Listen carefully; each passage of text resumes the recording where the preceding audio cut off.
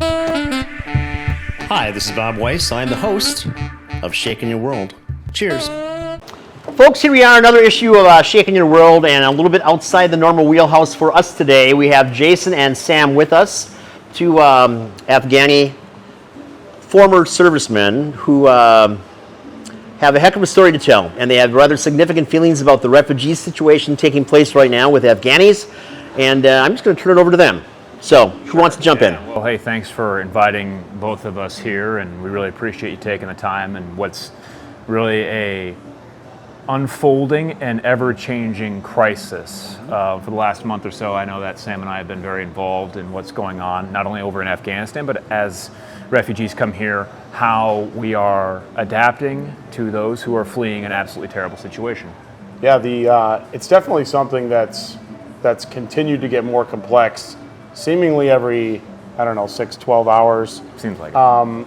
Making it more challenging to navigate, both for regular people on this side of the pond trying to help out, but also, more importantly, for folks still trapped in harm's way in Afghanistan. Continues to get more complex.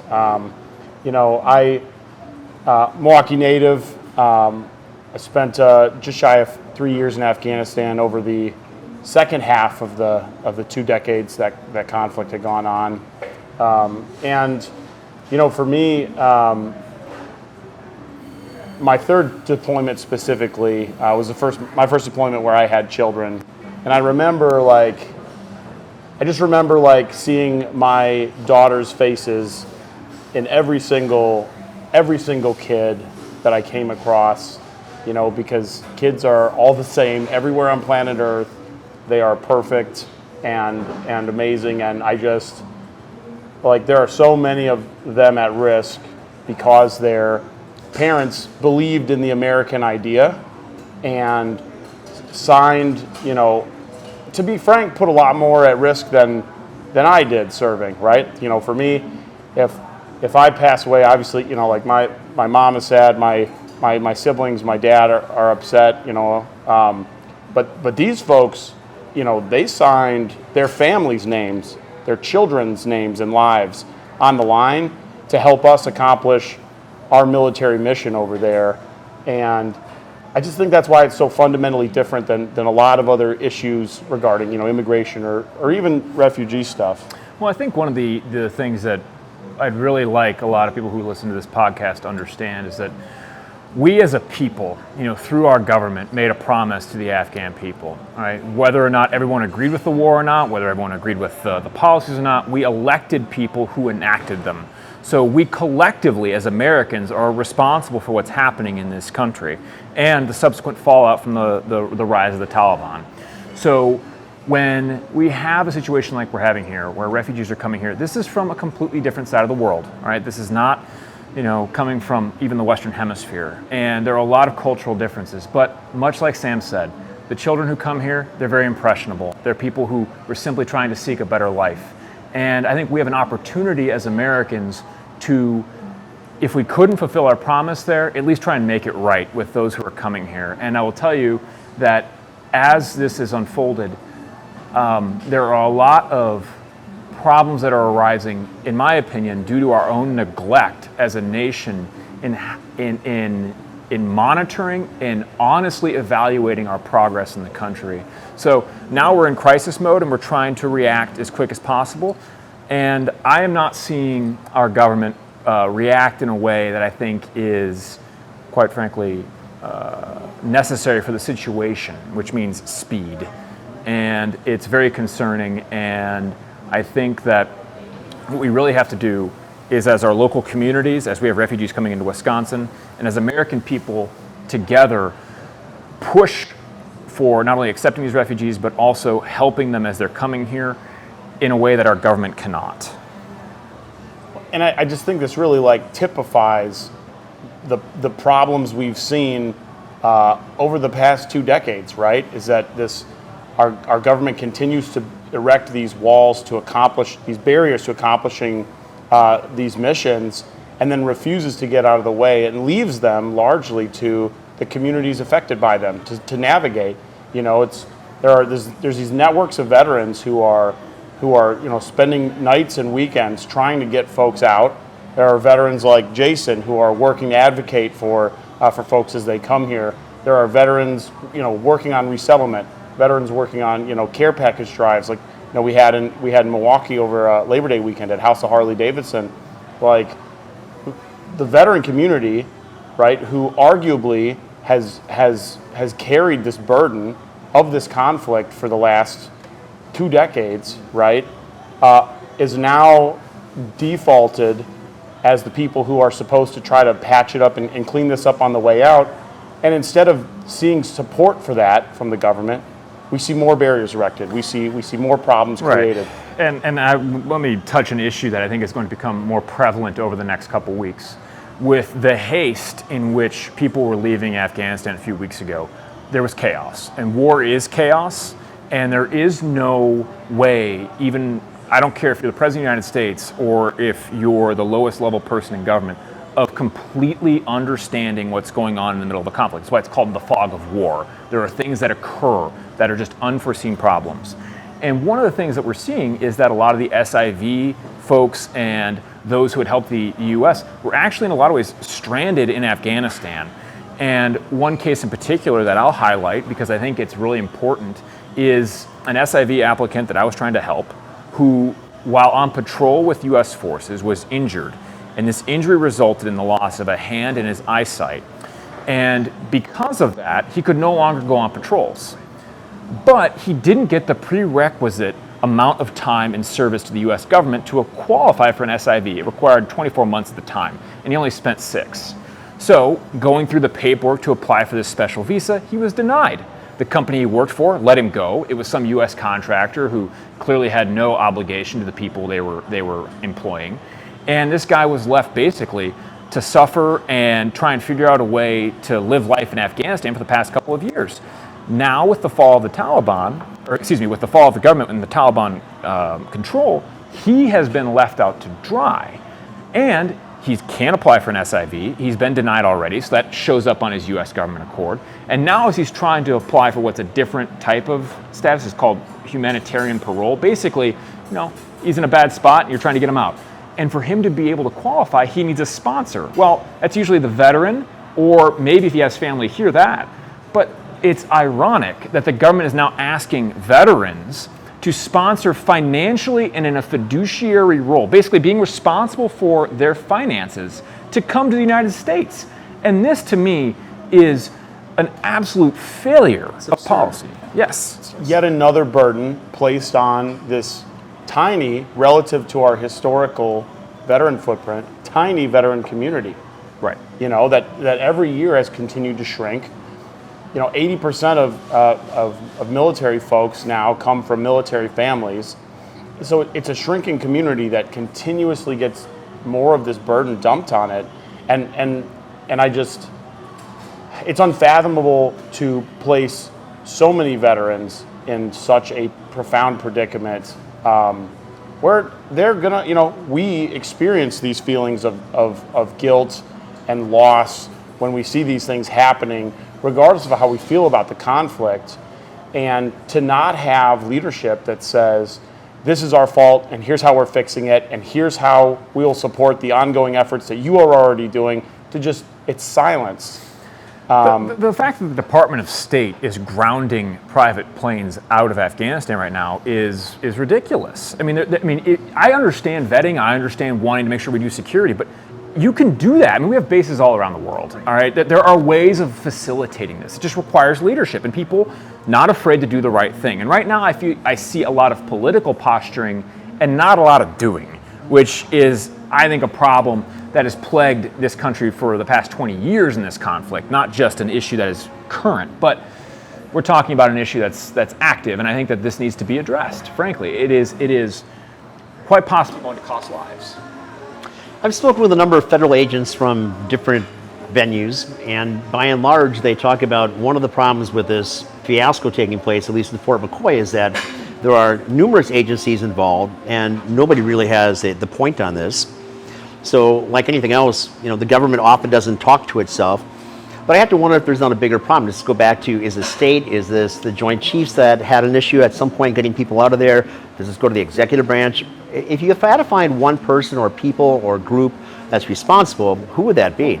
You're describing the bureaucratic state, right? Which is this big, squishy, unelected middle, right? That slows upward movement, that absolutely crushes downward movement, and is unelected. It's largely seems to be impossible to hold to account, and it's kind of the default of where problems seem to originate in government and where everyone points the finger. But again, there's never any action this is not processing claims at the DMV, right? This is not a bureaucratic checklist to go through with these people.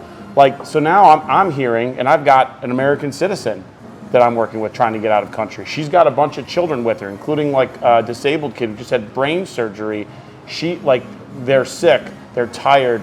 It's next to impossible to get them cash or resources.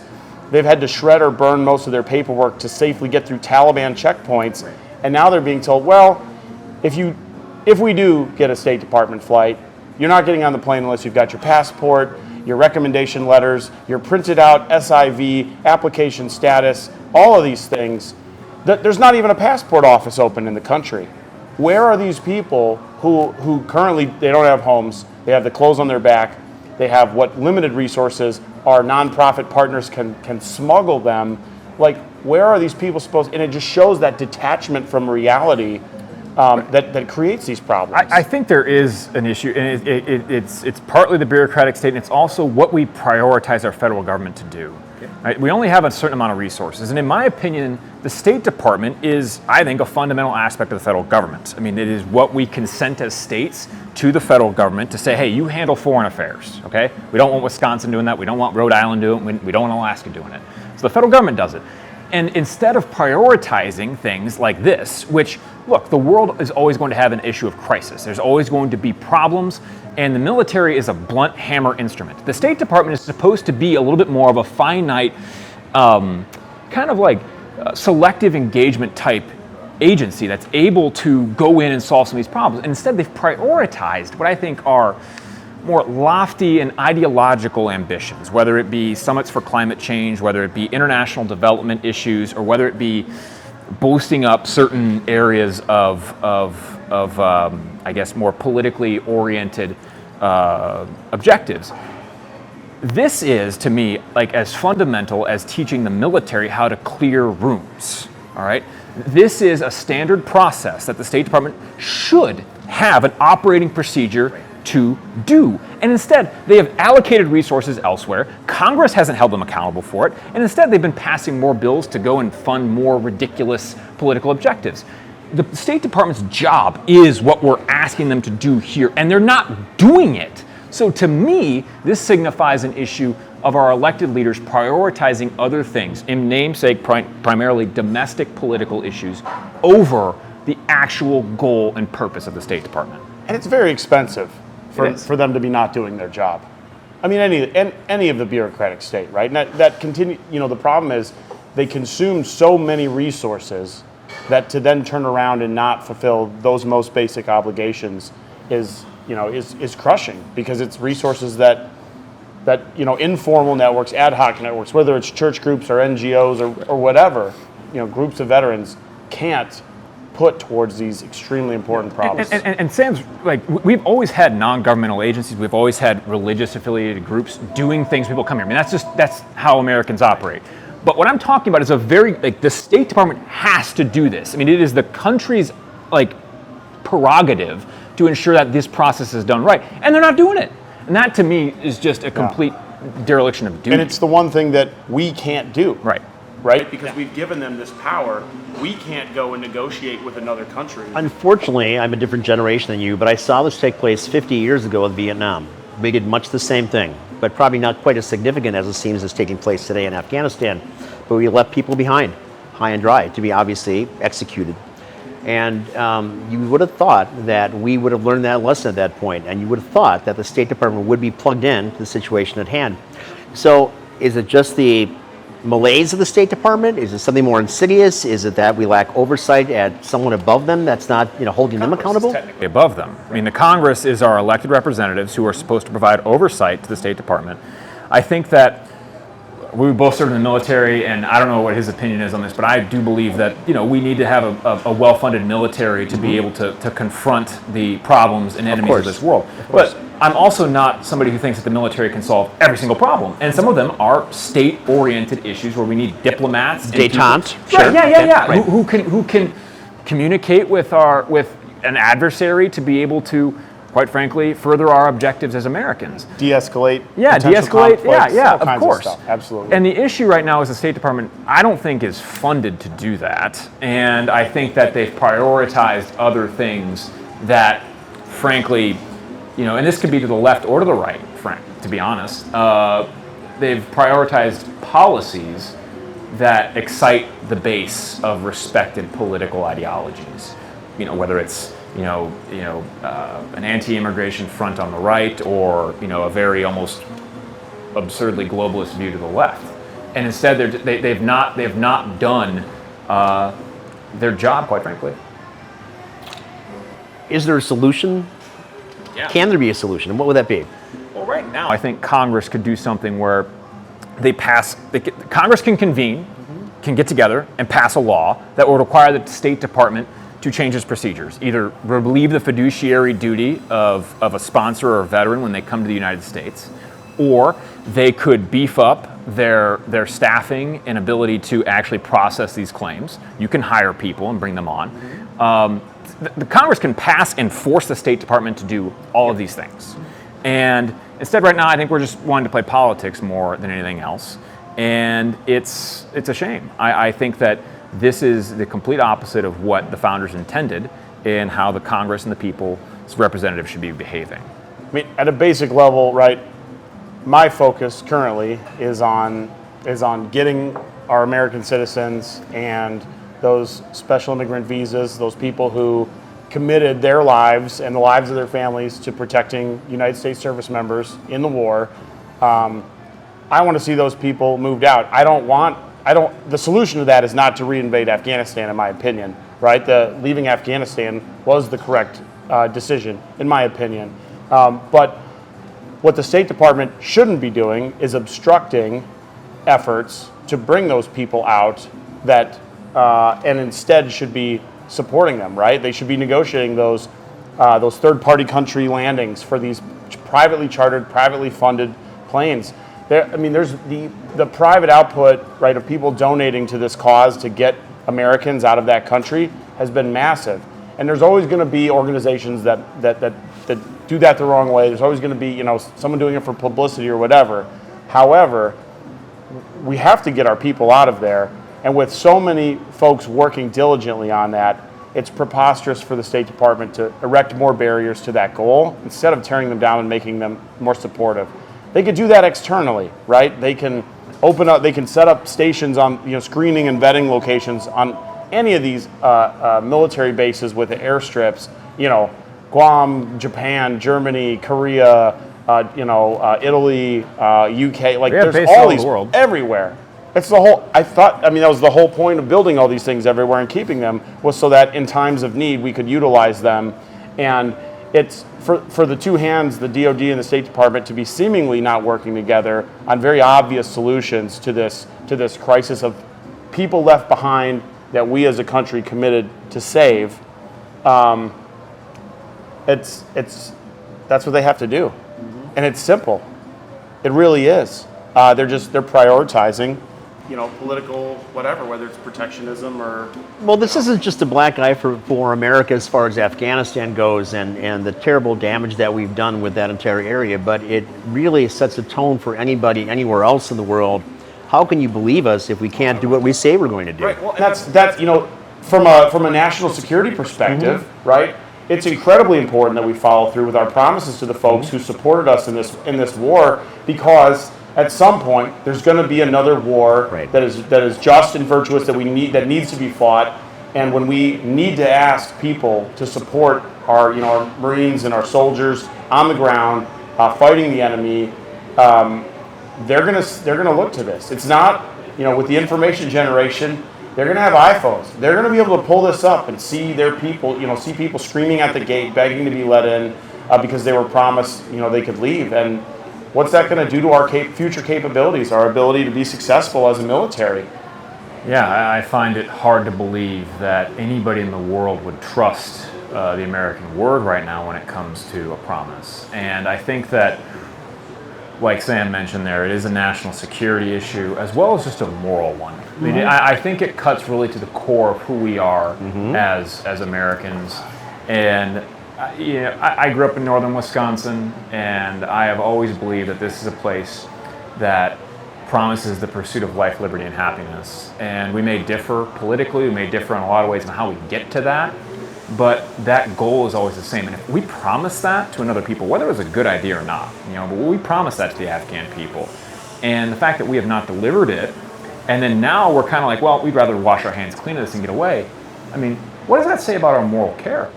What does that say about us? Well, we've gone from being a can-do society to one that is just ambivalent, right? Now we're just going to hunker down behind our keyboard. That's our commitment to doing something. So there's a lot of issues here. It sounds more like a reaction to fear than one that is driven by an ambition towards a goal. And that is, I think, really been the problem of not only our politics, but also who we are as a society over the last decade or so. And we're not necessarily just talking about anyone who just doesn't want to be in Afghanistan anymore. No. We're talking about people who fully committed to the American idea, right? These are people who wanted to see Afghanistan be in that image. They believed in it enough to risk their lives for it, and so some of this rhetoric about those people is incredibly problematic. It's really damaging, and to guys like myself, like Jason, who fought alongside these folks, who, I had a translator save my life in the second firefight I experienced, my first deployment. I wouldn't be here. I wouldn't have this beautiful family. I wouldn't be able to give back to the veteran community. I wouldn't have any of those things if that guy had not believed so completely in the American idea that he was willing to risk his life and his family's life for it. And so it's incredibly personal to me. And I think you really hit it. This is a test of our culture and of our character. Right. Even in the best case scenario, if we could suddenly get the Congress to wake up and to reconvene just about this particular matter and to put the thumb down, put the hammer down on the Department of State, what's the quickest that anything could possibly change here? 3 months? I mean, I guess the issue right now, the most near-term problem is allowing people to leave on privately chartered planes. And at this point, there's been enough from the just American communities of people who understand that this is a problem and have the financial means to support, they've seen a problem and they have provided a means for people to get out. The problem now, again, goes to the State Department just saying no, either they don't trust the plane, which, I mean, I could give you about 1,000 reasons why they can alleviate this problem, or two, they don't want to accept the fact that the private citizens of the United States have had to bail out parts of the government. Again, this is a political issue. If the biggest problem right now is politics, then yes, this is a very damaging thing to say politically. Because think about it. I mean, for you as a government official to say, yeah, we had to rely upon private U.S. citizens to get American citizens and Afghan allies out of Afghanistan, that's embarrassing. And the other side is politically going to just slam you on it. And they should. But if that's the reason you're not doing it, then that's a very shameful and terrible reason to not allow this stuff coming out of the country. To let people die for a temporary political embarrassment. Yeah. Like what does that say about where we're at in politics? Yeah, I mean, I would imagine in a year, to be honest, people will probably forget about this political issue come a midterm election next year. World War II, private citizens amassed a flotilla to save servicemen and get them out of France right before, right? So, and Britain didn't look any worse for that, for God's sakes. Denmark, Dunkirk, any number of things. So, absolutely. Again, my concern is that even if the pressure was to come down, that it wouldn't be happening quickly enough. And how much more damage takes place in that period of time? How many more lives are going to be sacrificed for something that didn't need to be? That's why action is key, right? It can't be about measuring the least Absolutely. The least politically damaging course of action. Sure. This has to be about taking pragmatic, decisive action, which requires leadership, and getting those people out of there so that we can have a conversation about the rest. My thought on this, and again, you're much more schooled in this than I am, but the problems always begin at the top, whether it's a corporation or a political situation or dictatorship, whatever the case is. So it might be the Congress that has direct oversight over the Department of State. But don't you need the big guy up there to wake up at some point and say, I need you guys to get together? Inevitably, the reason we elect a president is because we need one person sometimes to be a leader. Because, I mean, to get 435 or 535 members of Congress to agree on something is pretty difficult. Right. So, you sometimes in situations like this is why we've given the power to an executive to do things like that. So I would implore the President of the United States to actually take a far more direct and pragmatic and maybe even become way more direct in his oversight of the people who are actually running this, because leadership sometimes calls on situations where you need to be more in a direct role with subordinates. And I think that this is a scenario where the President of the United States has punted it or handed it off, in my opinion, to others. And similarly, right, this withdrawal was precipitated 18 months ago, right? So this was not a surprise. Right. And I think maybe that hands off is what allowed some of this to fall apart, right? This is clearly not something that was designed to be done the week things were falling apart, right? This is something that everyone has known was coming, and leadership didn't demand that their people engage in planning this in a way that could be successful. Well, there's a military construct anyway. You could complain about something, you can apologize about something, or you can fix something or find a way to get it done, right? And it seems that we're doing quite the opposite of that. And again, with the amount of time, the lead time on this, something has to be done quickly or it's not going to matter. It's just not going to matter. Decisions need to be made, and obviously decisions come with risk. And that's why we elect leaders to do it, because we can evaluate whether or not they assess the risk correctly or not. Our perspective is that there's really no justifiable reason morally to not be pursuing what I would say more dramatic action in terms of getting planes out of there and helping expedite a process for people to legally come into the country. And that's reflected across the veteran community. That's not even like a political statement, and you see that across the board, that this is just, veterans are like, why is this another burden that we have to carry? Well, until you two sat down and talked about the fiduciary responsibility then of those veterans that are signing off to bring people here, I had no idea that was part of the gig as well. That, again, is just beyond absurd to me. Official guidance right now from the Department of Homeland Security states that the sponsorship does not automatically qualify someone for fiduciary duty. But from my talks with attorneys and others, that is not necessarily a true statement, because again, that's a regulatory agency saying that you don't, but that's not a court system saying that you don't. So understand that even though the Department of State may be saying that, until Congress relieves people legally of that responsibility, it's an interpretation, not the law. So that is why when I'm seeing all this occur, I'm like, there are steps that can be taken now to alleviate this. But again, it requires leadership to expend, sometimes even political capital, to get things done. The other unfortunate problem is that we've seen what little prioritization has happened of getting folks out of country has come directly to those who are well politically connected, right? And not only do Americans see that when Congressman such and such says, I got 2 planes of my people out of Afghanistan, and everyone else is, well, why are my American citizens, why are my SIVs, why are my translators not getting on those planes? And the Afghans and the American citizens left behind, they see it too. And this was a country that was plagued with just hopeless corruption in their government. And then to see what looks like that on our side of the fence is just disheartening to them. And it's I mean, it's great that members of Congress and our political elite are able to get people out. I'm not going to sit and smack somebody for their ability to get someone out. But the problem becomes, why is this not just a blanket policy? You know, again, I mean, like, I appreciate that and that makes sense, but why? I mean, private citizens are already doing this. If I'm a member of Congress, I'm like, why is the government totally not doing this? And that would be where I would be expending, you know, if I was a member of Congress, that would be where I would be expending my political capital, is changing the law, not necessarily working on individual missions like Sam and I are, because we're private citizens. 100%.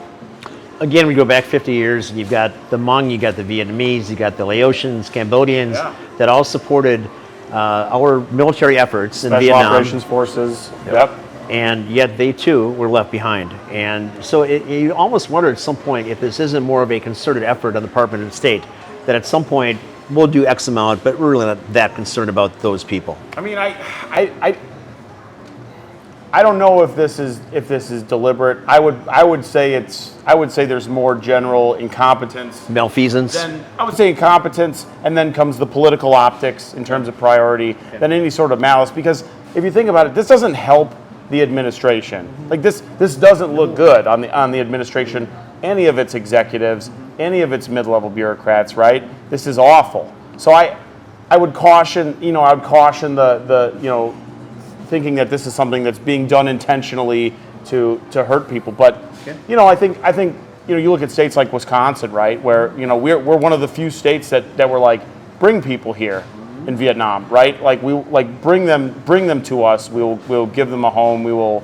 welcome them to our communities. And that was a very rough process. But I think it's a part of who we are in Wisconsin. It's something that, one of those things that for me has always differentiated us from other states, is that regardless of our politics, we've seen support for our military, support for the people who supported our military, and went into harm's way, and I'm glad to see that in Wisconsin. I'll tell you, I had probably 12 Afghanistan combat veterans down at House of Harley-Davidson every day over this Labor Day weekend for our care package drive. We probably talked to 2,500 people who came there. So many came to donate, donate items for these folks. But a lot of them just came down to say, hey, can you just tell me about why this is so important to you? Like, tell me about this issue. I want to learn about this issue. And I think that speaks, and this is probably a crowd that gets a pretty bad rap a lot of the time.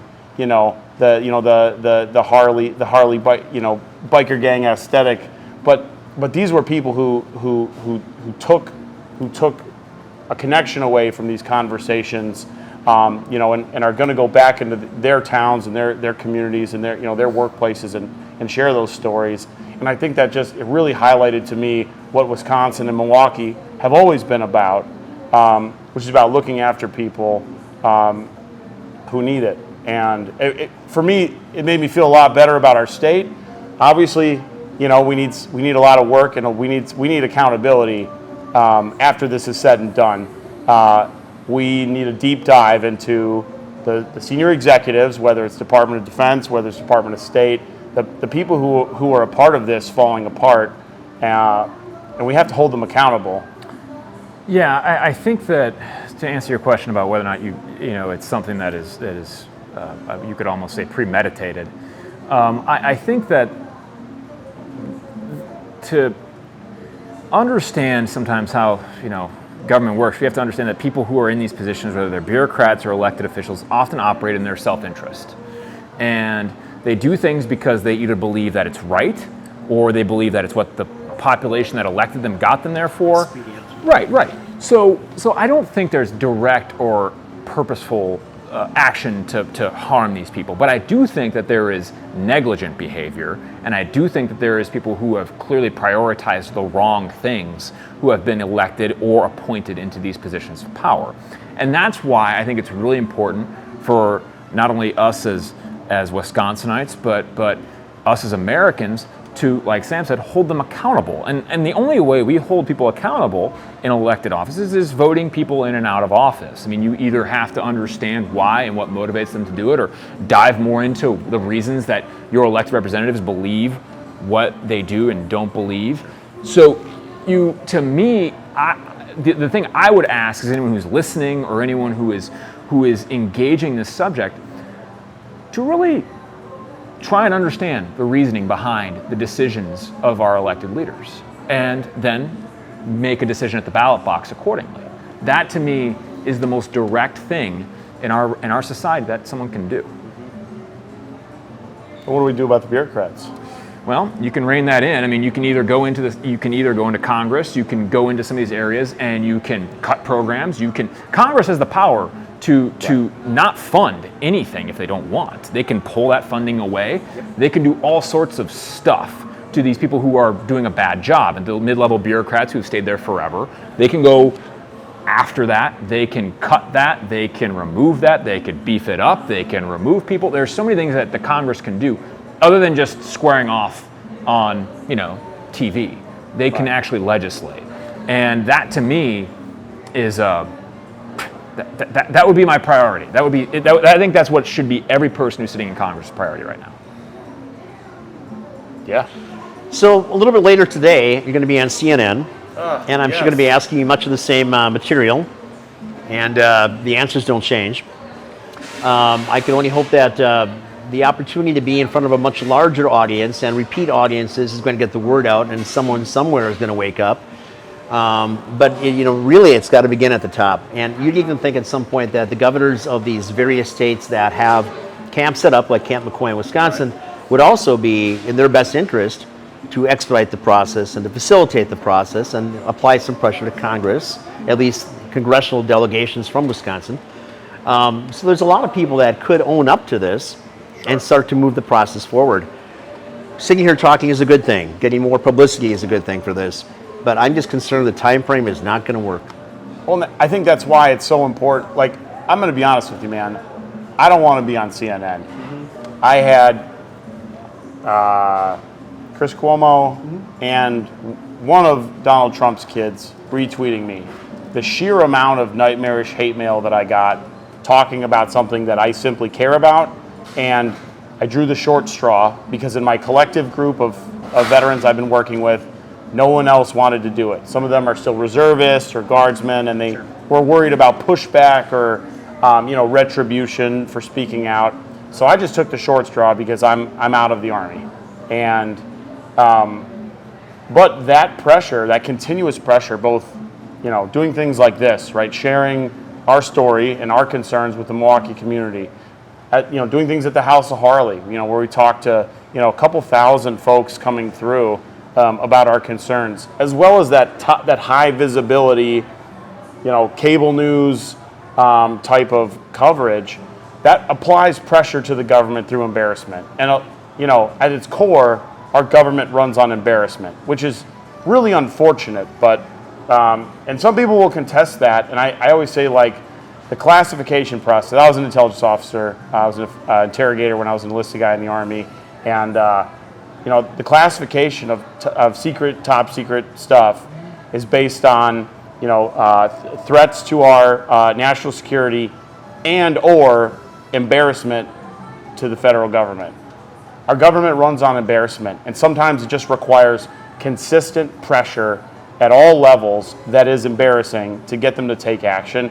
It's unfortunate it has to happen, but it's why I will eat the hate mail. I mean, you've experienced this previously. This is new for me, but it's important enough to take that flack from all sides, to apply that pressure, to shine a light on this embarrassing problem, to encourage them to take action instead of continuing to do nothing. At the end of the day, grassroots changes are what change the government. It just takes a long period of time to get that done. As you indicated, voting somebody in or out of office, monitoring, whatever the case might be. I hope that this can find a way to move faster and develop some momentum behind it, because again, lives are being lost every day that needn't be. Ramifications, significant collateral damage. This is a mess. It is, and it's unfortunate. But like Sam said, whether it's wanting to run on embarrassment or on accountability, however you frame it, the best way of keeping the government in check is by literally holding their feet to the fire, and that's what a representative society should be. That's what a representative republic should have. is an engaged citizenry. And I think that's what both of us are asking here from anyone who's listening to this podcast. Gonna run for office at some point? Well, I did, and that's where Sam was referring to earlier about receiving the hate mail. I personally don't mind it. I think to me it's indicative of a society that has safeguards of free speech, and I think that if you subject yourself to the public and put yourself out there, that I think it's healthy, as much as it may not be fun. My wife doesn't like it. Yeah. Sure, right? Yeah. My wife doesn't like it either. But I think it's fair, and I think it's fair in our society because the idea is that good reasoning wins, and you don't get good reasoning without people who disagree with you. And sometimes it's done in a very distasteful way, but they're often the people who aren't influential. Sure. So to me, it's important and it's healthy to have that disagreement. But I think that this message actually, in my opinion, does rise above politics, and I think it cuts to our nation's core. Absolutely. So, while running for office, is one way of doing this. Another way is advocating and becoming a voice for a particular cause. There are many ways of giving back in this scenario. For me personally, I'm not looking to run for office anytime soon. I've got other priorities, but I think that this cause in particular will always be something that I fight for. Sam, Jason, I thank you very much for your service to the country, and I appreciate the struggle you're going through right now and what you're doing to try to facilitate a cure, or at least to move some things in a positive capacity. It's been an earful having you in today, and it is a message that everyone needs to get a grasp of, and to find a way to help to facilitate a change. Jason, thank you very much. I appreciate your time. Sam, thank you for yours. Thanks so much for having us out. Folks, those of you at home, this is a little bit different than our normal broadcast. I hope you took the time to listen to it and watch. And if you have questions, please send them along. I'll do my best to answer them and find you a source that can. In the meantime, be good to yourselves and the people that you love, and enjoy life as much as you possibly can. Cheers.